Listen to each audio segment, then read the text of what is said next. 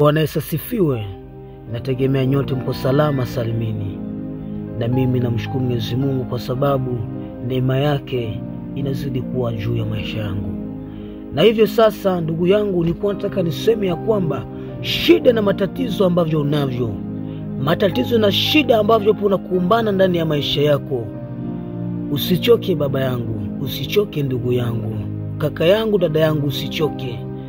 Subiria Mwenyezi Mungu, na ni lazima kabisa ukimwamini, na yeye yupo karibu kuja kusahihisha ndani ya maisha yako shida ambazo zipo zinakusumbua ndani ya maisha yako.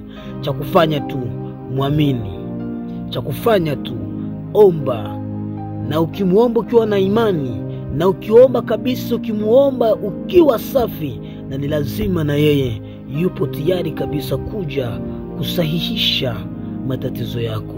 Kwa hivyo sasa, amini Mwenyezi Mungu na yupo na wewe, hawezi kukutupa hata kidogo.